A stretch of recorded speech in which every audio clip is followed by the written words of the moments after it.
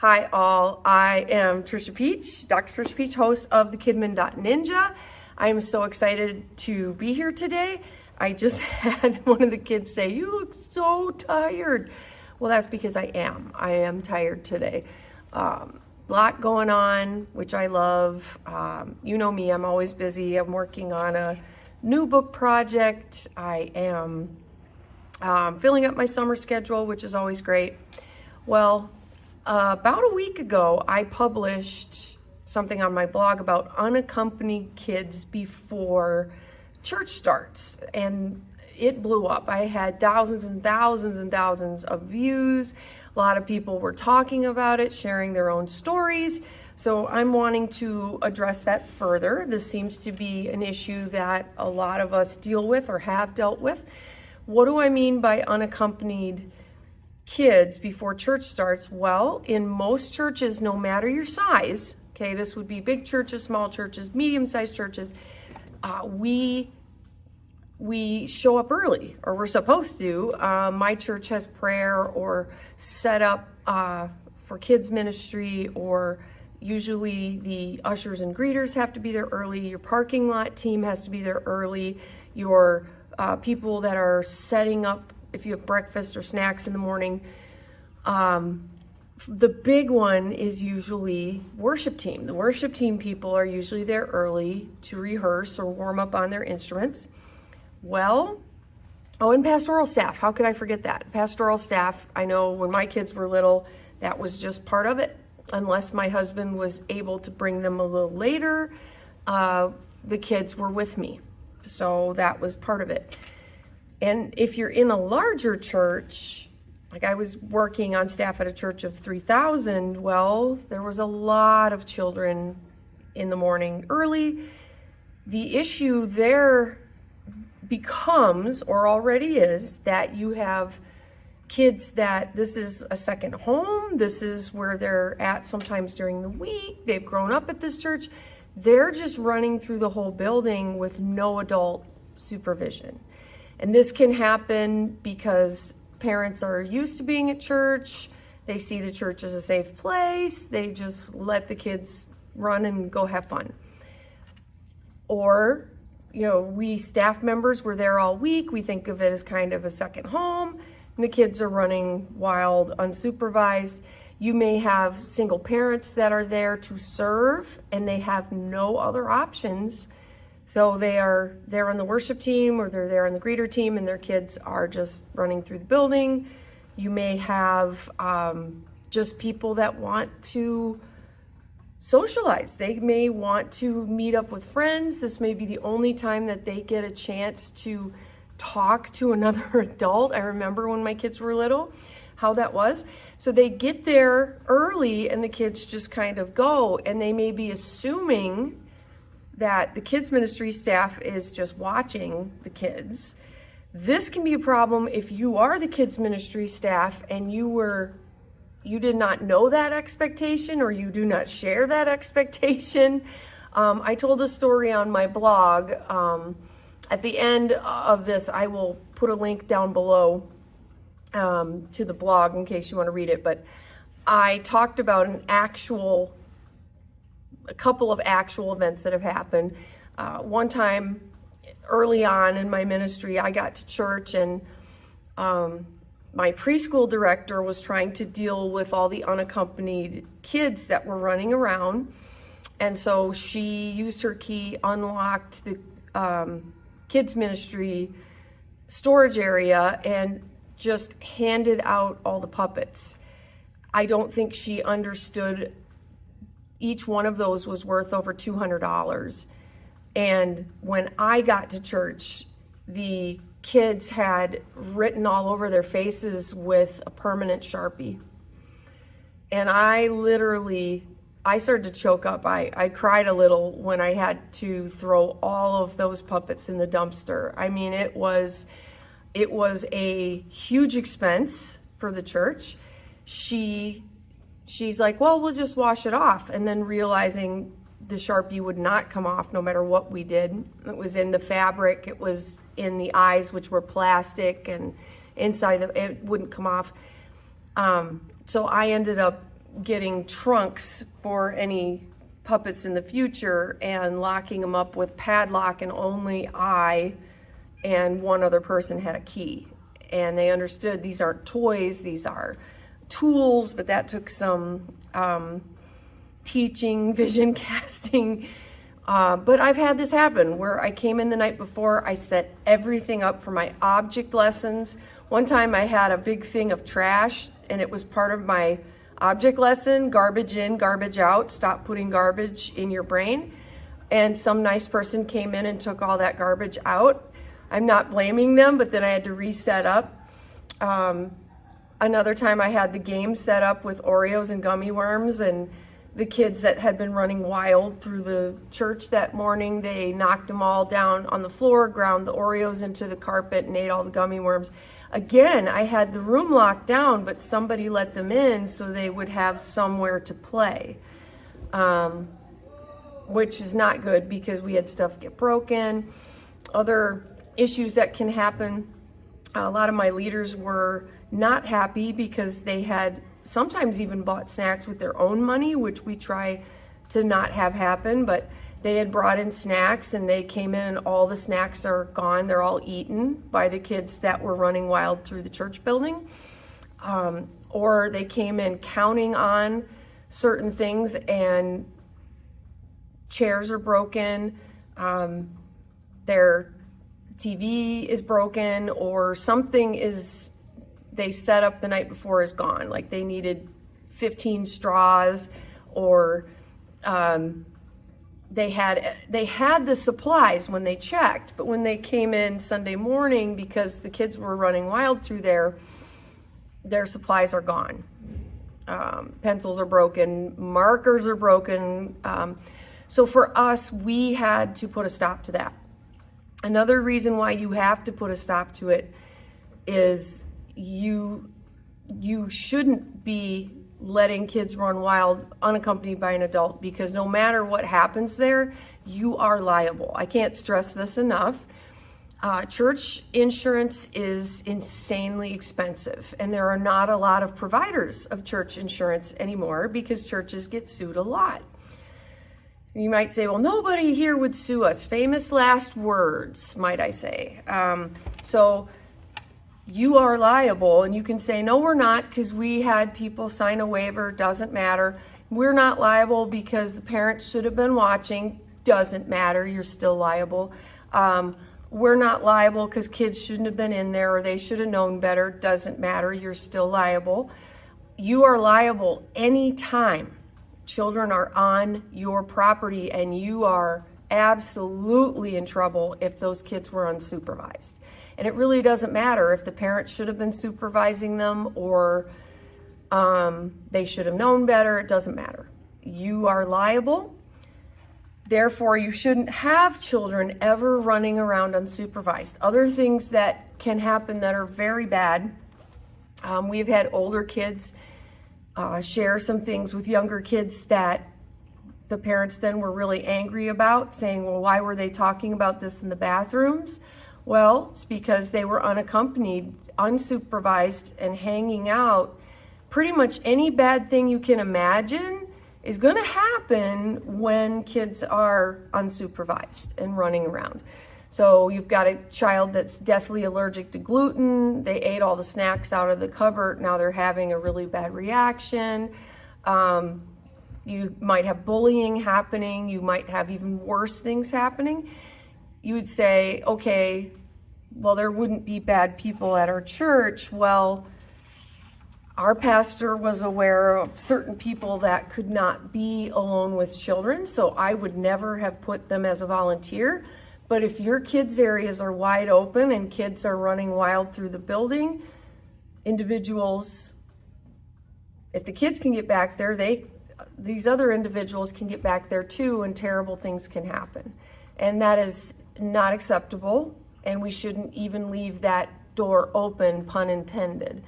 So how do we deal with this issue of unsupervised children in your building? And by the way, I don't know what the answer is to this, because we always had other churches, conferences, meeting at our church, in our building.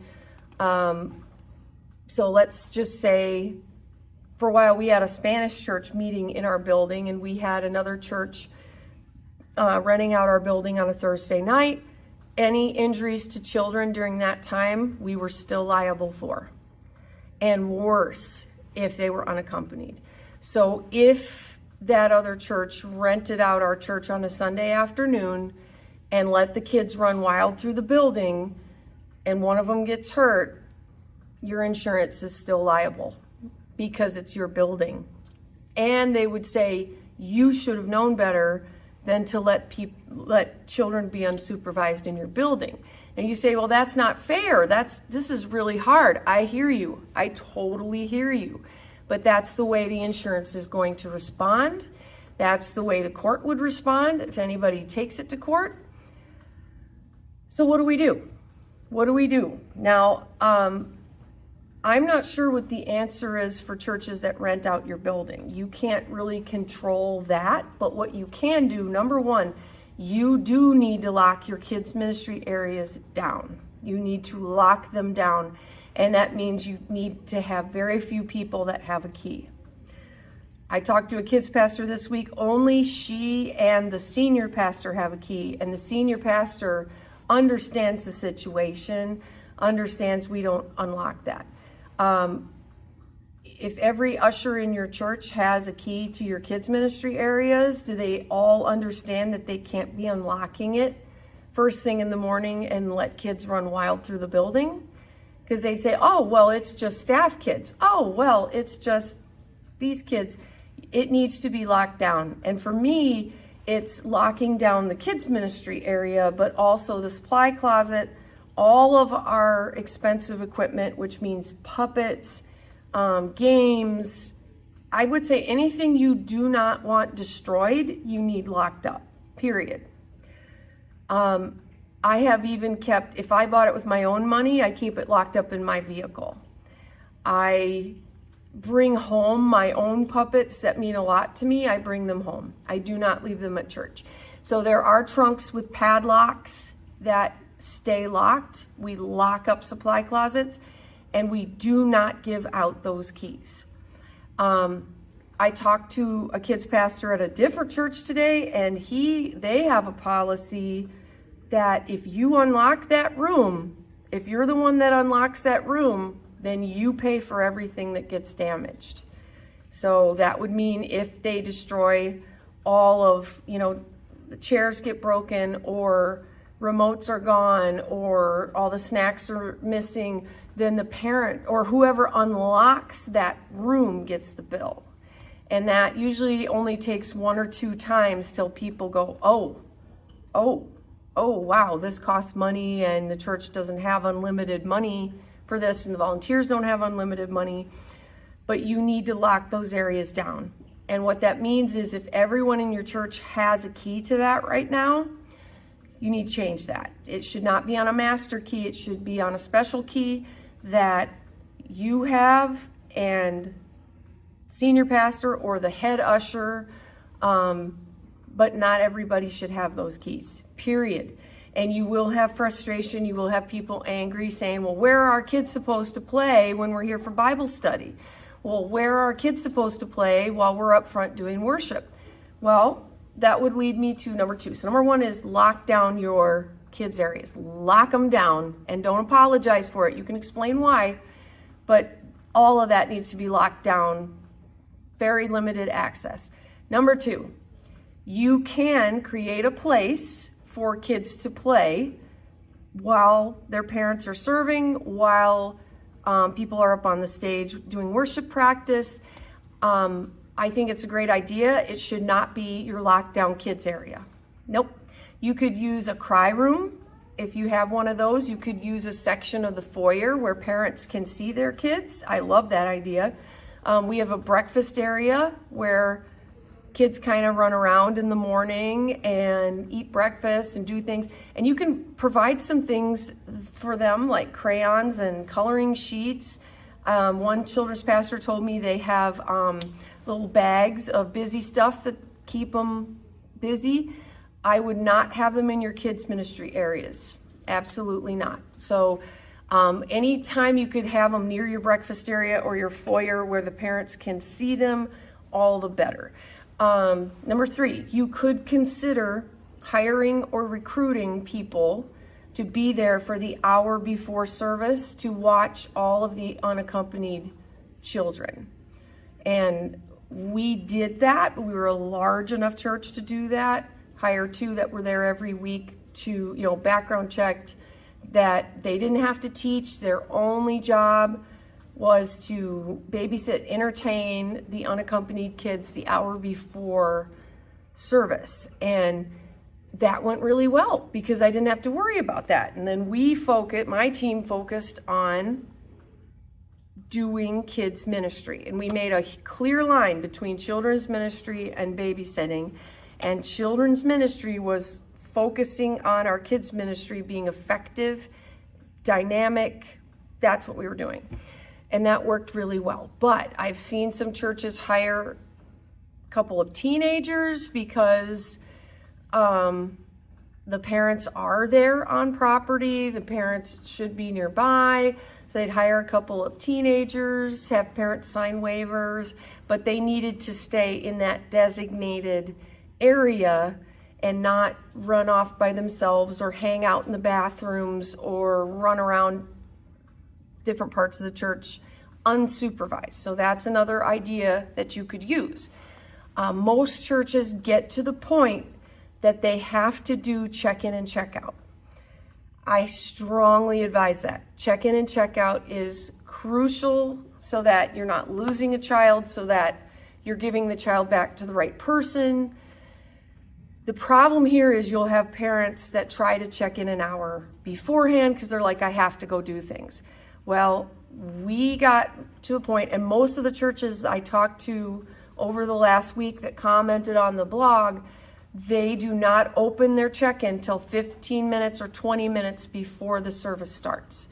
So you cannot check in your kids to the kids ministry area until 15 to 20 minutes before the service starts. And why? Well, I don't know about you. I struggle to get my volunteers there 15 minutes before the service starts, not an hour before the service starts. I can't get my volunteers there an hour before the service starts. If you can, fantastic. I'd like to get some tips. Tell me what you did to get them there. But mine, I'm happy if they're there 15 minutes beforehand. We pray together. Our rooms are set up and we go. Okay, we go and things are sharp and we give it all we have. But we shut down check-in like 20 minutes after the service starts. So that means, and this is hard, I know you're gonna get people so mad, but if they get there 30 minutes after the service has started, they have to take their kids in with them. Because for our teachers, it was disruptive for kids to just walk in halfway through. It was very disruptive. So what we do is you need to be responsible and have them there before the 20-30 minute cutoff. And you got to prepare your senior leader because they're going to complain and go to them and be so mad at you and mad at them. And the nice part is it is okay to have boundaries as a Kidmin leader. It is not just okay. It's telling everyone that you have excellence, you have pre-planning, and this is worth getting there on time for. You've got grace. They've got 20 minutes before, 20 minutes after that they can be there. We have grace, but we have boundaries, and boundaries help all of us. And sometimes others don't have any boundaries, and this is a great way to model boundaries. Nope, we're not going to allow kids to break things or run wild through here or hurt others. That's not going to happen. So you have clear boundaries, you lay them out. We have them in writing, and then we don't make exceptions. We use it as a teaching opportunity. Is it hard? Yes, and you'd better have your senior pastor on board. And the problem for our staff is, when you have massive staff, we had, 60 some on staff, they would say, well, everybody knows me and I'm on staff. And the problem there is the new person, the visitor, doesn't know you're on staff. They don't know who you are. And so they're saying, well, how come they don't have to follow the rules and I do? So I said to the staff, I really need you to model following the rules, not flaunting being an exception. So we really want you to show, set the pace, lead in following those rules instead of needing another exception, because 65 exceptions every weekend, we're not going to make this work. And we were growing so fast. We'd gone from 300 to 600 kids on a Sunday morning. We needed everybody on board. So I think you got to vision cast on that. Again, all of your leaders need to be background checked. I've heard, well, can we have one parent in a room watching all of the kids? I would background check them. I would, before you do that. I would also really be resistant to this thought that anything that has to do with kids is the Kidmin leader's job. So when you sign on to do weekend services and maybe a midweek service, you probably weren't imagining automatically babysitting every other area's kids for an hour beforehand. That really ties your hands. So if you say, you know what, I will help set this up, but this is my main focus. And I've heard, we got press back, saying, well, that's your job, it has to do with kids. And I responded in a nice way, well, then are you going to come down and do my sound every weekend? Are you going to find me a worship leader every weekend? Because if it has to do with sound, it's your job. Or if it has to do with music, it's your job. I said, we play team. We all work together. We all play team. So this is what I need from you, and I've got your back. When we have an all-church worship night, we're finding, ministry for that. So I said, I'm not recruiting my key leaders for babysitting. So pre-service stuff, I'll help you find background check leaders. We'll get somebody in place. But the kids ministry areas are not available because we are setting up for dynamic encounters with Jesus. So that is my opinion on it. I think we got to show a lot of grace. We got to be happy that parents get there at all. I had my mornings where I'm like, it's a miracle of God that we got there at all. One last suggestion would be really suggest to families that they serve together. Now, I know that's not really possible when you have babies and toddlers. That's not going to work. But for my elementary kids, I suggest that they serve with their parents as far as greeting, setting up breakfast. And a lot of my elementary work in the kids ministry area, so they serve with their parents. So we don't allow kids to run around unsupervised, but if one of my leaders brings their kids to help set up, we allow that. We don't allow them to bring 10 friends that aren't helping. So the adult volunteer gets there a half hour early and they want their child to help them set up. Great, we want to teach them serving. I also have elementary that help with worship team and drama team and sound down in kids ministry, but they do rehearsals, they wear special lanyards so you know who they are, right? And they come with a parent and serve with a parent, if that makes sense. So what has worked for you in your context? What are your thoughts on this? I know people get really emotional on this. It just kind of blew up. These are my feelings on it, my take, just some cautions and maybe some ideas for you. What has worked in your context? Please comment down below. What have you done that has really worked? What has not worked? Hopefully you haven't lost a set of puppets and gummies and Oreos anytime recently.